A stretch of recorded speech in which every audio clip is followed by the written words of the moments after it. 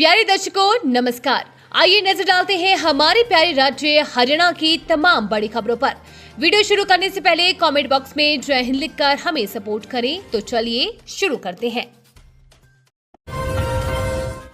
हरियाणा में कच्चे कर्मचारियों पर सरकार का बड़ा एक्शन प्लान, 15 अगस्त तक करना होगा ये काम। हरियाणा की नायब सिंह सैनी सरकार ने प्रदेश के 1.25 लाख से अधिक संविदा कर्मचारियों को लेकर अपना एक्शन प्लान तेज कर दिया है। सरकार ने हरियाणा संविदा कर्मचारी सेवा सुरक्षा नियम को धरातल पर उतारने के लिए सभी विभागों को कड़े निर्देश जारी किए हैं। इसके तहत सभी पात्र संविदा कर्मचारियों के रिकॉर्ड का डिजिटल सत्यापन यानी कि वेरिफिकेशन करने और उन्हें ऑफर लेटर जारी करने की अंतिम तिथि 15 अगस्त तय की गई है।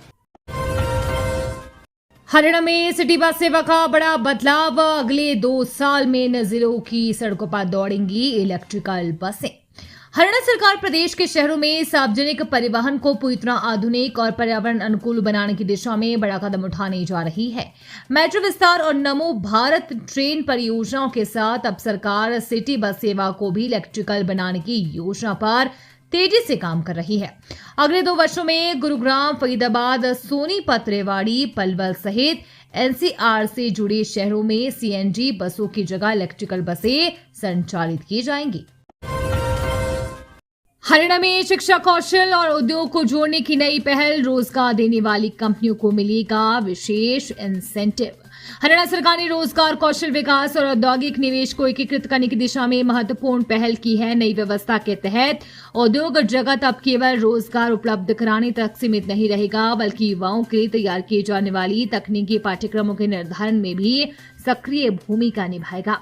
सरकार और उद्योगों के बीच हुए समझौते के अनुसार उद्योग अपनी जरूरत के अनुरूप नए पाठ्यक्रम शुरू करने का सुझाव दे सकेंगे, जिन्हें आईटीआई और अन्य तकनीकी संस्थानों में लागू किया जाएगा।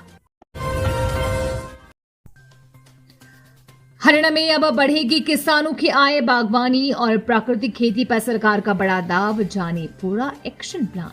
हरियाणा सरकार कृषि क्षेत्र में बड़े बदलाव की तैयारी कर रही है। परंपरागत धान गेहूं आधारित खेती से किसानों को बाहर निकालकर बागवानी, प्राकृतिक खेती और मूल्य संवर्धन आधारित कृषि की ओर बढ़ाने के लिए कई नई योजनाएं लागू की जाएंगी। सरकार किन्नू, लीची, स्ट्रॉबेरी और अमरूद के 4 नए एक्सीलेंस सेंटर स्थापित करेगी। साथ ही प्राकृतिक खेती को बढ़ावा देने के लिए अलग बजट, भूमि लीज, गाय खरीद पर सब्सिडी और उपज की बेहतर कीमत जैसी सुविधाएं उपलब्ध कराई जाएंगी।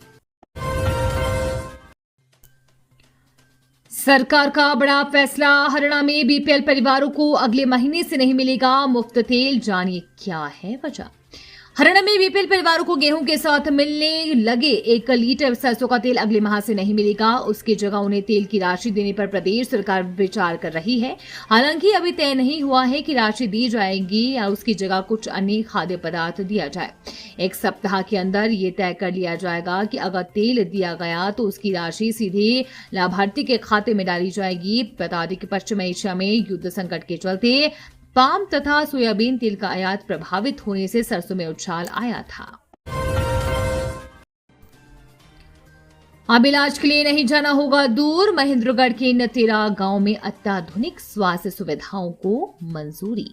हरियाणा सरकार ने प्रदेश के ग्रामीण अंचलों में स्वास्थ्य बुनियादी ढांचे को मजबूत करने की दिशा में एक बड़ा कदम उठाया है। राज्य सरकार की ग्रामीण क्षेत्रों तक बेहतरीन स्वास्थ्य सुविधाएं पहुंचाने की प्रतिबद्धता को दोहराते हुए मुख्यमंत्री नायब सिंह सैनी ने महेंद्रगढ़ के लिए कुल 13 स्वास्थ्य संस्थानों को मंजूरी दी है। इसके तहत जिले में 12 नए उप स्वास्थ्य केंद्र खोले जाएंगे, जबकि एक मौजूदा उप स्वास्थ्य केंद्र को अपग्रेड कर प्राथमिक स्वास्थ्य केंद्र बनाया जाएगा। हरियाणा में 1107 प्राइवेट स्कूलों पर गिरेगा जो सीएम के आदेश पर हुए ब्लैकलिस्ट, दाखिला लेने की पावर छीनी। शिक्षा निदेशालय की बार-बार चेतावनी देने के बावजूद आखिरकार 22 जिलों के 1107 निजी स्कूलों पर गाज गिर चुकी है। मुख्यमंत्री का आदेश पर उपरोक्त स्कूलों को ब्लैकलिस्ट कर दिया गया है, साथ ही दाखिले करने की पावर भी छीन ली गई है। मुख्यमंत्री ने उपरोक्त ब्लैकलिस्ट में शामिल निजी स्कूलों पर ताला जड़ने का आदेश भी जारी कर दिए हैं। कारण ये है कि प्रदेश के 1107 निजी स्कूल मान्यता से संबंधित दस्तावेज पेश नहीं कर पाए।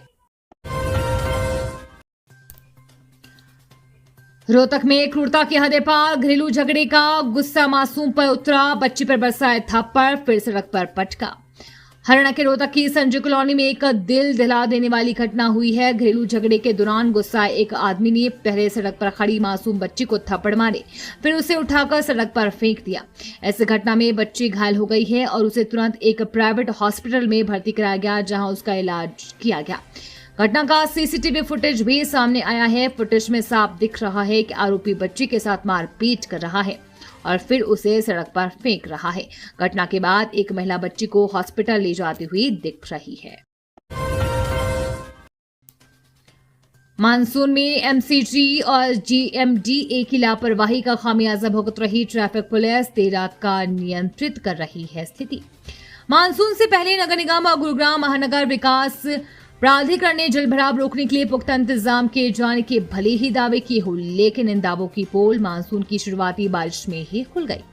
शहर में न केवल जलभराव की शिकायतें आई, बल्कि कई स्थानों पर सड़क धंसने, सीवर के उफान पर होने की शिकायतें आई, जिसके कारण लोगों को जाम की समस्या से भी जूझना पड़ा। इन समस्याओं के समाधान के लिए अधिकारी अब एक बार फिर फील्ड में रहकर स्थिति नियंत्रित करने के दावे कर रहे हैं। ये थी आज की फटाफट खबरें। हम मिलेंगे अगले बुलेटिन में, तब तक के लिए धन्यवाद और जय हिंद।